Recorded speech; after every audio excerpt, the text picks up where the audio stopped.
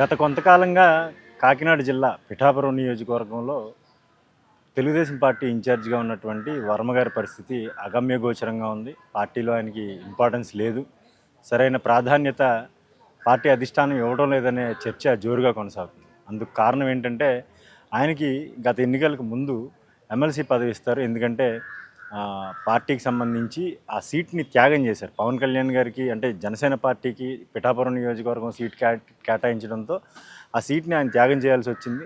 దీంతో ఆయనకి సముచిత స్థానం కల్పిస్తామని చెప్తూ కూడా తెలుగుదేశం పార్టీ అధిష్టానం అప్పట్లో ఆయనకి ఎమ్మెల్సీ ఆఫర్ చేసింది. అయితే గత కొంతకాలంగా అంటే దాదాపుగా 14 నెలలైంది ఎన్నికలు పూర్తయి.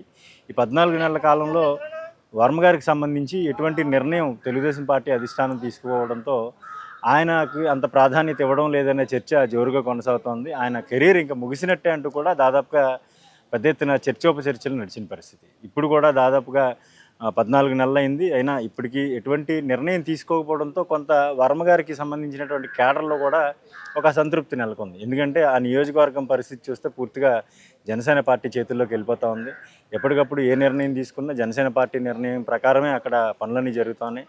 తెలుగుదేశం పార్టీకి ఎటువంటి పనులు జరగడం లేదనే ఒక వాదన కూడా ఉంది. అయితే ఇటీవల జరిగిన కొన్ని పరిణామాలు చూస్తే తెలుగుదేశం పార్టీలో వర్మ గారికి ఎటువంటి ఇమేజ్ తగ్గడం కానీ లేదంటే ఆయన ప్రాధాన్యత తగ్గడం కానీ అనేది లేదనే వాదన కూడా తెరపైకి వచ్చింది. ఎందుకంటే నిన్న మొన్న చూసుకుంటే కాకినాడ రూరల్ నియోజకవర్గానికి సంబంధించినటువంటి కోఆర్డినేటర్గా ఉన్నటువంటి పిల్లి సత్యబాబు మాజీ ఎమ్మెల్యే, ఆయన భార్య మాజీ ఎమ్మెల్యే అనంతలక్ష్మి గారు, ఆయన కూడా తెలుగుదేశం పార్టీలో ఉమ్మడి జిల్లాలో కావచ్చు లేదంటే కాకినాడ జిల్లా ఏర్పడిన తర్వాత కూడా చాలా క్రియాశీలకంగా వ్యవహరించారు. ఎందుకంటే బలమైన సెట్టివలిజ సామాజిక వర్గానికి చెందినటువంటి పిల్లి సత్యబాబు ఆ నియోజకవర్గం కాదు పలు నియోజకవర్గాలు సెట్టివలిజ సామాజిక వర్గం ఓటర్స్ ఎక్కడైతే ఉంటారో అక్కడ ఆయన ప్రభావితం చేసే అవకాశం ఉంటుంది. దీంతో ఆయనకు కూడా ముందు నుంచి కొంత ఇంపార్టెన్స్ ఇస్తూ వచ్చారు.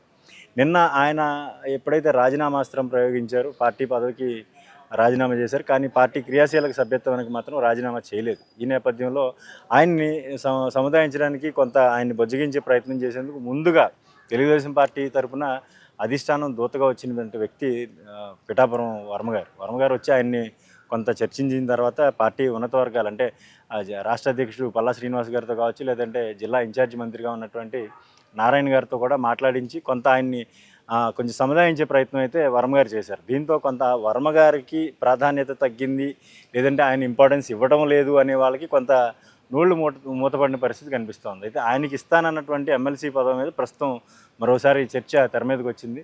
ఇంత ఇంపార్టెన్స్ ఇస్తున్నటువంటి వర్మ గారికి ఎమ్మెల్సీ పదవి ఎందుకు ఇవ్వడం లేదనే దాని మీద ప్రస్తుతం జిల్లా వ్యాప్తంగా కూడా కొంత చర్చనీయాంశంగా జరుగుతుంది. అయితే తెలుగుదేశం పార్టీకి సంబంధించి దీని మీద ఒక పక్కా ప్రణాళిక ఉన్నట్టుగా కూడా కొన్ని వర్గాలు చెప్తా ఉన్నాయి. తెలుగుదేశం పార్టీలో అంతర్గతంగా ఒక చర్చ జరుగుతోంది. ఎందుకంటే ప్రతిసారి కూడా శాసన మండలికి సంబంధించి కొంత బలం పెంచుకునే ప్రయత్నం ప్రతి పార్టీ రాజకీయ పార్టీ చేస్తూ ఉంటుంది. ప్రస్తుతం కూటమి ప్రభుత్వం అధికారంలో ఉన్నప్పటికీ కూడా శాసన మండలిలో వైఎస్ఆర్ కాంగ్రెస్ పార్టీకి బలం ఉంది. దీంతో ఇదే పరిస్థితి రేపొద్దున్న రిపీట్ అయితే తెలుగుదేశం పార్టీ ఒకవేళ అధికారాన్ని కోల్పోవాల్సిన బాధ్యత లేదంటే పరిస్థితులు ఉత్పన్నమైతే శాసన మండలిలో తమ బలం పెంచుకునేందుకు ప్రతి పార్టీ ప్రయత్నిస్తుంటుంది. అందులో భాగంగానే తెలుగుదేశం పార్టీ కూడా ఆ ప్రణాళిక రచిస్తూ ఉంది. అయితే 2-3 ఏళ్ల పాటు అంటే ఇంకా ఇంచుమించుగా 4 ఏళ్ళు, ఒక 2-3 నెలల తక్కువ 4 ఏళ్ల పాటు ప్రభుత్వం అధికారంలో ఉన్న నేపథ్యంలో ఈ 4 ఏళ్ల లోపు దగ్గర చేసి ఆయనకి ఎమ్మెల్సీ పదవి ఇచ్చే అవకాశం ఉందని చెప్పేసి కూడా పార్టీలో కొంత ఉన్నత వర్గంగా ఉన్నటువంటి అధిష్టానానికి క్లోజ్గా ఉన్నటువంటి నేతలు చర్చించుకున్నట్టుగా దీనికి సంబంధించి వర్మ గారికి ఇప్పటికే కొన్ని సూచనలు కూడా ఇచ్చినట్టుగా కూడా సమాచారం తెలుస్తుంది. ఎందుకంటే వర్మ లాంటి నాయకుడు, ఎందుకంటే ఆయన ఒక మాస్ లీడర్గా ఉన్నారు పిఠాపురం నియోజకవర్గంలో. మొన్న మధ్య సభ్యత్వాలు నమోదు చేసిన ప్రక్రియలో భాగంగా ఆయన కూడా భారీ ఎత్తున సుమారుగా 40,000 పైగా సభ్యత్వాలు పిఠాపురం నియోజకవర్గంలో చేశారు.